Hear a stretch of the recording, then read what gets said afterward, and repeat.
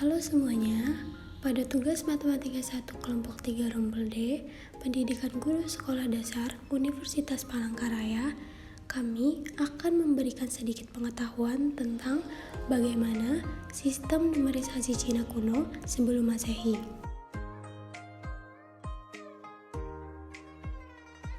Sebelumnya, saya akan memperkenalkan anggota dari kelompok 3, yaitu Priscilla Gabriel, Ratu Aini Aulia, Riana Anjani, Siti Fadila Hasanah, Tasya Okta Gloria, dan Widiawati. Langsung saja, pada sistem numerisasi ini telah ada sejak tahun 200 sebelum Masehi. Bangsa Cina menuliskan angka-angkanya menggunakan alat tulis yang dinamakan pit, di mana bentuknya menyerupai kuas yang digunakan sampai pada zaman sekarang ini. Tulisannya berbentuk gambar atau piktografi yang mempunyai nilai seni tinggi. Sistem angka Cina disebut dengan sistem batang, mempunyai nilai tempat dan berkembang sekitar tahun 213 sebelum Masehi.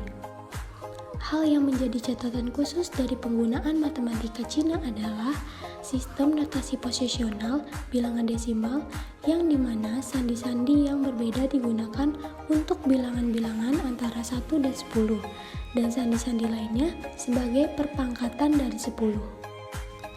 Dengan demikian, bilangan 1, 2, 3 ditulis menggunakan lambang untuk 1, diikuti oleh lambang untuk 100, kemudian lambang untuk 2, diikuti lambang untuk 10, dan diikuti oleh lambang untuk 3.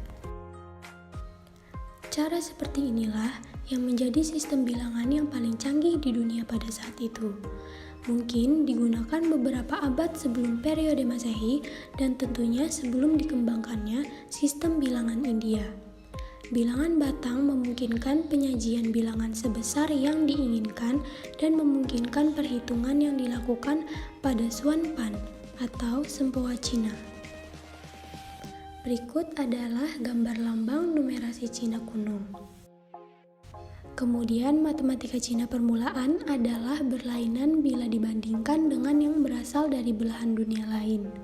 Sehingga cukup masuk akal bila dianggap sebagai hasil pengembangan yang mandiri. Tulisan matematika yang dianggap tertua dari Cina adalah Chou Pi Chuan Qing, berangkat tahun antara 1200 sebelum Masehi sampai 100 Masehi.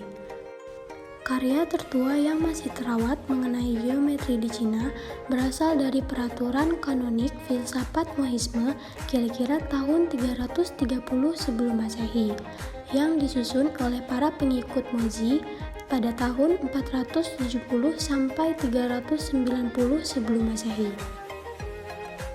Bahkan setelah matematika Eropa mulai mencapai kecemerlangannya pada masa Renaissance, matematika Eropa dan Cina adalah tradisi yang saling terpisah. Dengan menurunnya hasil matematika Cina secara signifikan, hingga para misionaris Jesuit seperti Matteo Ricci membawa gagasan-gagasan matematika kembali dan kemudian di antara dua kebudayaan dari abad ke-16 sampai abad ke-18. Demikianlah sedikit pengetahuan dari kami, semoga dapat menambah wawasan bagi para penonton dan pembacanya. Terima kasih. Share.